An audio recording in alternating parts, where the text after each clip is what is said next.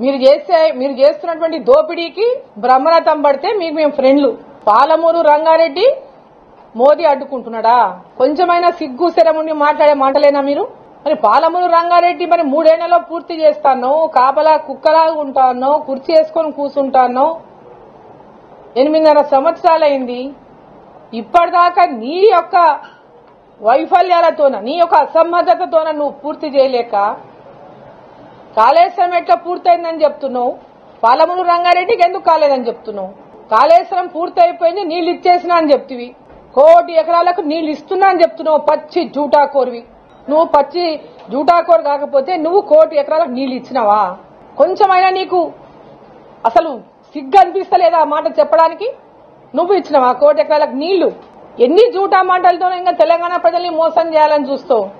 ఇంకా నీ యొక్క మాటల్ని తెలంగాణ ప్రజలు విశ్వసిస్తున్నారు అనేటటువంటి నమ్మకం నీకు ఇంకా ఉందా? తెలంగాణ ప్రజలు నిన్ను నమ్ముతలేరు అనే కదా ఇంత అక్కసు వెళ్ళగక్కుతున్నావు నువ్వు. తెలంగాణ ప్రజల యొక్క నమ్మకాన్ని కోల్పోయినానే కదా నువ్వు ఇంత అక్కసు వెళ్ళగక్కుతున్నావు.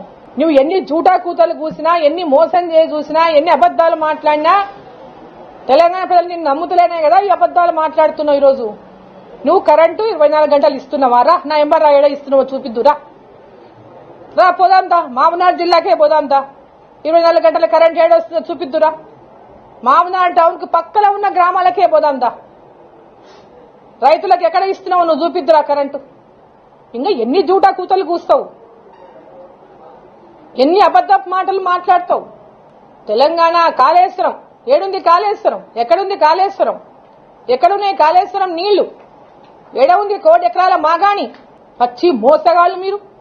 మీ కుటుంబాన్ని బంగారమయం చేసుకున్నారు. తెలంగాణ ప్రజలకు ఏమైనా దక్కిందా? తెలంగాణ వచ్చిన తర్వాత తెలంగాణ ప్రజలకేమో మీరు ఇచ్చింది అప్పులు, మీరేమో లక్షల కోట్లు వెనకేసుకున్నారు. అప్పులేమో తెలంగాణ ప్రజలకు మిగిలిపెట్టిండ్రు. మీరేమో ప్రాజెక్టుల పేర్ల మీద దోపిడీ చేసుకుంటూ ప్రాజెక్టులనేమో కొట్టుకుపోయేలాగా కట్టిండ్రు. లక్షల కోట్లు పెట్టిన కాళేశ్వరం నీళ్ల పాలైపోయింది. రేపు దీని అప్పు ఎవరు కట్టాలి? కేసీఆరే కట్టాలి. కేసీఆరే కట్టాలి. నువ్వు బొక్కలా దాచుకుంటే కూడా బయటికి గుంజుకొచ్చి నీతో అప్పు కట్టారు తెలంగాణ ప్రజలు. ఎవరి కోసం చేసినావు అప్పు? నీ కమిషన్ల కోసం చేసినావు అప్పు. తెలంగాణ ప్రజలకు మేలు జరిగిందా నువ్వు కట్టిన కాళేశ్వరంతోనా? తెలంగాణ ప్రజలకేమో అప్పుల పాలు చేసి నువ్వేమో లక్షల కోట్లు కమిషన్లు మింగి తరతరాలు తిన్నా తరగకున్నటువంటి ఆస్తులు జమ చేసుకొని ఇంకా అబద్ధపు కూతలు కూస్తున్నాడు. నరేంద్ర మోదీ గారు ఈ దేశం కోసం పనిచేస్తున్నటువంటి వ్యక్తి. స్వాతంత్రం వచ్చి 75 సంవత్సరాలు అయింది. ఇంకా 25 ఏళ్లలో మనం 100 ఏళ్లు పూర్తి చేసుకుంటున్నాం. వచ్చే 25 సంవత్సరాల్లో భారతదేశం ప్రపంచ దేశాల్లోనే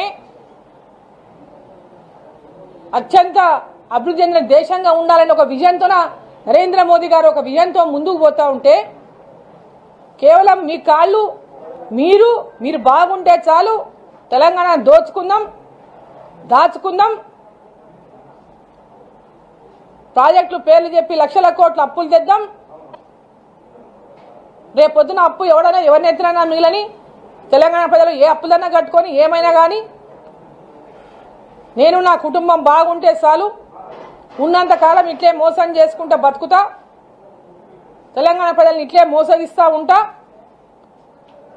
అనేటటువంటి నీలాంటి నరేంద్ర మోదీ గారిని మాట్లాడేటటువంటి అర్హత ఉందా అసలు?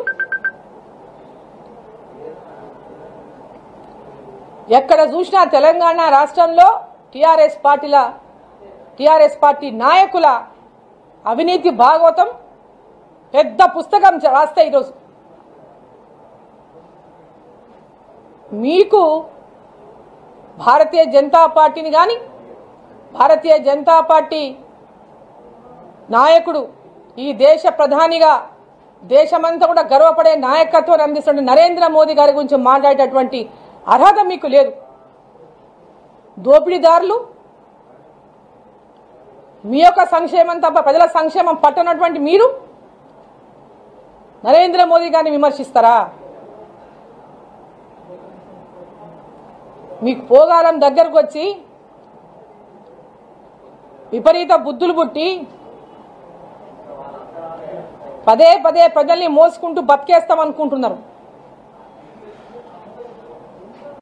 మీ కలలన్నీ పటాపంచలు చేస్తున్నటువంటి తెలంగాణ ప్రజలు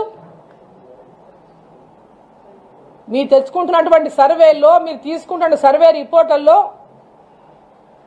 ప్రజల ఆదరాభిమానాలు కోల్పోయినటువంటి కేసీఆర్ టీఆర్ఎస్ పార్టీ పదే పదే ఎన్ని సర్వేలు చేయించినా ప్రతి సర్వేలో అదే రిపోర్ట్లు వస్తుంటే జీర్ణించుకోలేక ఈరోజు భారతీయ జనతా పార్టీ వైపు తెలంగాణ ప్రజలు మొగ్గు చూపుతా ఉన్నారు.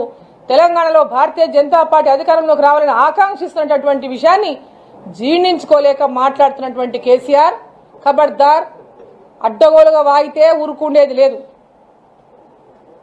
ఓటు నీకేసిన తెలంగాణ ప్రజలు, తెలంగాణలో అధికారం నీ చేతికి ఇచ్చిండ్రు. చేతగానివడవైతే దిగిపో. నీకు పాలించే సమర్థత లేక అసమర్థుడవైతే దిగిపో.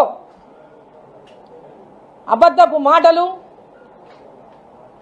నరేంద్ర మోదీ గారిని, భారతీయ జనతా పార్టీని, కేంద్ర ప్రభుత్వాన్ని పదే పదే నువ్వు తిడుతుంటే నీ క్రెడిట్ పెరుగుతుంది, నీవేదో ఓట్లు సంపాదించుకుంటా అంటే అది ఏమాత్రం కూడా వాస్తవం కాదు. నిజం నీకు కూడా తెలిసినప్పటికీ కూడా ఇంకా డ్రామా ఆడుతున్నావు.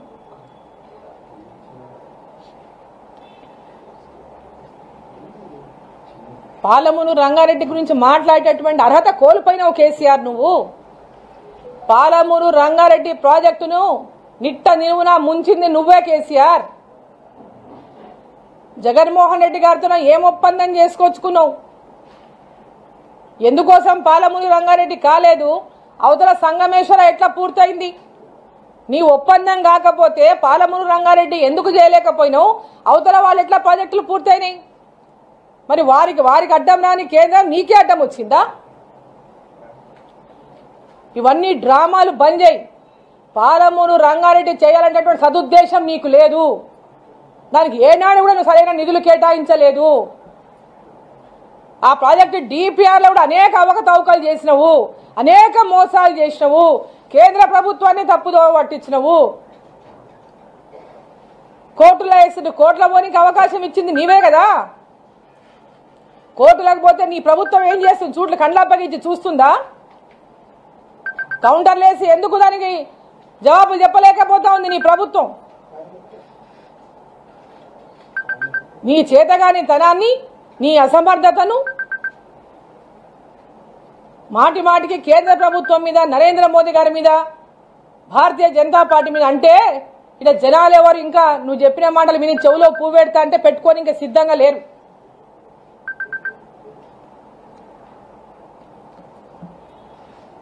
ఇప్పటికైనా నీ బుద్ధి మార్చుకో. ఏ ఒప్పందం జగన్మోహన్ రెడ్డితో చేసుకున్నావో మర్చిపోయినావా? పాపం జగన్మోహన్ రెడ్డితో చెట్టపట్టాలు వేసుకొని తిరిగిండు. ఏ ఒప్పందము లేకపోతే చెట్టపట్టాలు ఎట్ట వేసుకొని తిరిగినావు? జగన్మోహన్ రెడ్డి గారిని ఆయన పాపం అప్పుడు ప్రగతి భవన్లో తీసుకుపోయి ఎంత రాచమర్యాదలు చేసి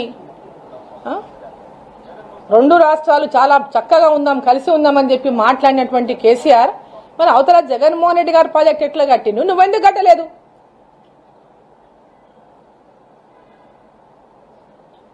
ఈ ప్రాజెక్టు పాలమూరు రంగారెడ్డి ప్రాజెక్టు నువ్వు వచ్చినాక పాలమూరు రంగారెడ్డి పేరు పెట్టలేదు. తెలంగాణ రాష్ట్రం ఏర్పడ్డాక వచ్చినటువంటి పేరు కాదు. పాలమూరు రంగారెడ్డికి యునైటెడ్ ఆంధ్రప్రదేశ్లో ఉన్నప్పుడే పాలమూరు రంగారెడ్డి ప్రాజెక్టుకు సర్వే కోసం ఆ రోజే జీవో విడుదల చేసినటువంటి సమయాన్ని నీవే అనేక సార్లు చెప్పినావు. మరి ఈ రోజు ఎందుకు ఆగింది? ఈరోజు ఆగడానికి కారణం ఏంది? నువ్వు అమ్ముడబోయి పక్క జగన్మోహన్ రెడ్డి గారికి నువ్వు అమ్ముడబోయి అవతల వాళ్ళు ప్రాజెక్టులు కట్టుకుంటే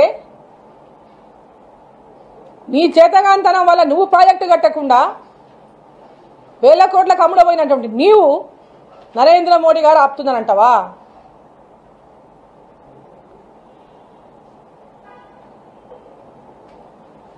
అబద్ధాలు మాట్లాడడం మానుకొని ముందు పాలమూరు రంగారెడ్డి పూర్తి చేయి. ఏ విధంగా చెప్పినావో 3 ఏళ్లలో పూర్తి చేస్తా అని చెప్పి 6 ఏళ్ళు అవుతుంది.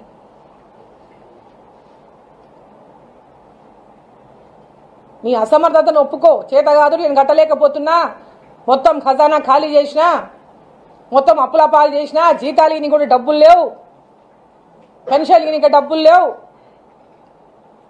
మునుగోడు ఎలక్షన్ కోసమే 10 లక్షల కొత్త పెన్షన్లు అనౌన్స్ చేసినా, ఎట్లయితే గతంలో హుజూరాబాద్ ఎలక్షన్ కోసం దళిత బంధు ప్రకటించినో ఇప్పుడు కూడా 10 లక్షల పెన్షన్లు మునుగోడు కోసమే ప్రకటించిన అని చెప్పి ఒప్పుకో. తెలంగాణ రాష్ట్రాన్ని అమ్మేసిన మొత్తానికి,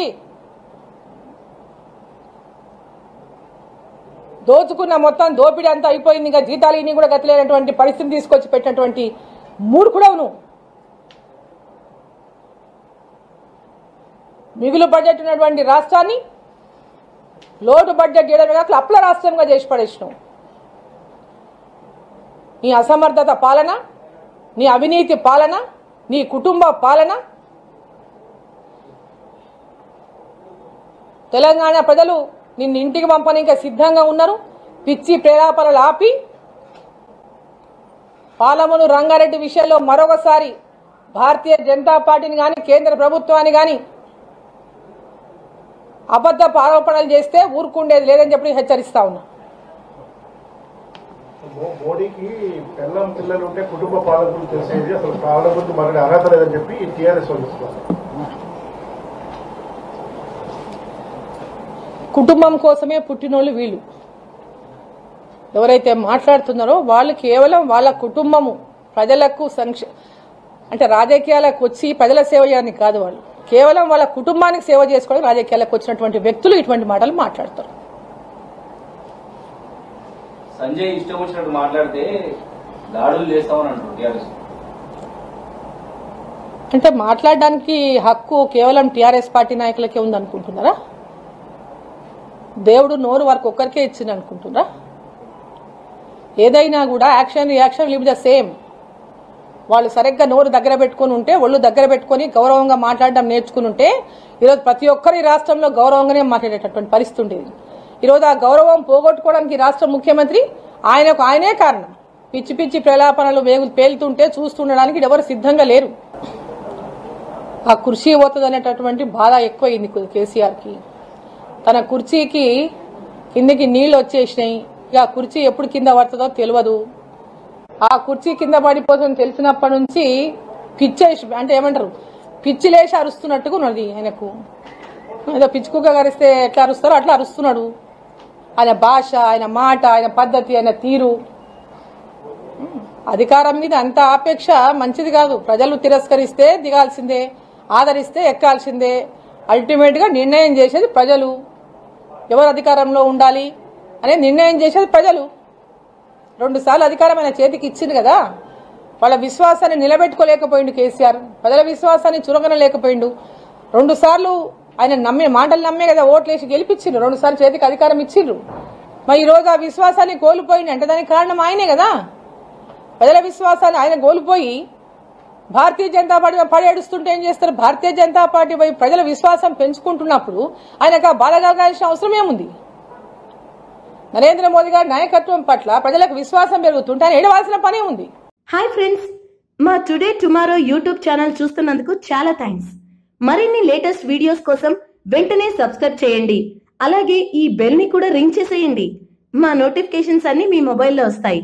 అలాగే మా వీడియోస్ మీకు నచ్చితే లైక్ చేయండి, షేర్ చేయండి, నచ్చకపోతే కామెంట్ చేయండి.